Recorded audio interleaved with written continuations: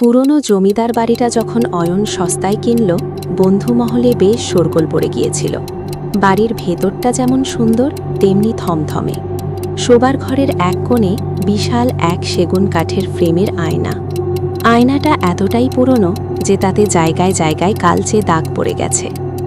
বাড়িওয়ালা বিদায় নেবার সময় নিচু স্বরে বলেছিলেন, একটা কথা মনে রাখবেন বাবা, আয়নার সামনে দাঁড়িয়ে কখনো মিথ্যে বলবেন না। অয়ন পেশায় সাংবাদিক, এসব গালগল্পে সে বিশ্বাস করে না। সেদিন রাতে অফিস থেকে ফিরে অয়ন আয়নার সামনে দাঁড়িয়ে নিজের টাই খুলছিল। হঠাৎ তার মনে হলো আয়নার কোণ থেকে কেউ তাকে লক্ষ্য করছে। সে ভাবল মনের ভুল। মজার ছলে সে আয়নার দিকে তাকিয়ে বলল, আমি আজ খুব খুশি।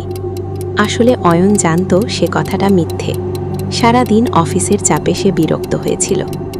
বলার সাথে সাথেই তার শিরদাঁড়া দিয়ে একটা হিমশীতল স্রোত বয়ে গেল।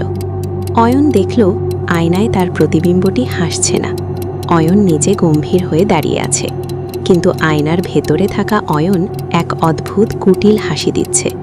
অয়ন ভয় পেয়ে কয়েক পা পিছিয়ে এলো, কিন্তু আয়নার ভেতরের প্রতিবিম্বটি নড়ল না। সে আগের মতোই দাঁড়িয়ে রইল। কয়েক সেকেন্ড পর প্রতিবিম্বটি ধীরে ধীরে অয়নের মতো করে পিছিয়ে গেল। মনে হলো আয়নার ভেতরের মানুষটি যেন কয়েক সেকেন্ড দেরিতে কাজ করছে।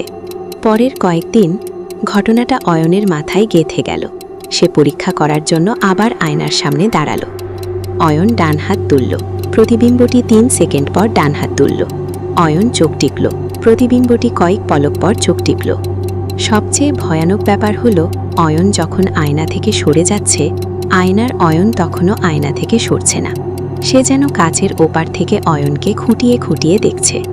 সপ্তাহখানেক পর অয়ন রাতে ঘুম ভেঙে দেখল সে বিছানায় নেই। সে দাঁড়িয়ে আছে সেই বিশাল আয়নাটার সামনে। তার হাত পা অবশ, নড়াচড়া করার ক্ষমতা নেই। সে দেখল আয়নার ভেতরের অয়নটি কাচের গায়ে হাত ঠেকিয়ে বাইরে বেরিয়ে আসার চেষ্টা করছে। সবচেয়ে বীভৎস দৃশ্য হল, আয়নার ভেতরের অয়নটি তখন কথা বলে উঠল। কোনো শব্দ হলো না, শুধু ঠোঁট নাড়িয়ে বলল, এবার আমার পালা, আর তোমার জায়গা ওই ওপারে। অয়ন চিৎকার করতে চাইল, কিন্তু গলা দিয়ে আওয়াজ বেরোল না। সে অনুভব করল এক অদৃশ্য শক্তি তাকে কাছের ভেতরে টেনে নিচ্ছে। পরদিন সকালে কাজের লোক এসে দেখল ঘর খালি। অয়ন কোথাও নেই। শুধু সেই বিশাল আয়নাটার সামনে গিয়ে দাঁড়ালে দেখা যায় আয়নার গভীরে একটা আবছা অবয়ব খুব আর্তনাদ করছে, আর দেয়ালের দিকে মুখ করে দাঁড়িয়ে আছে।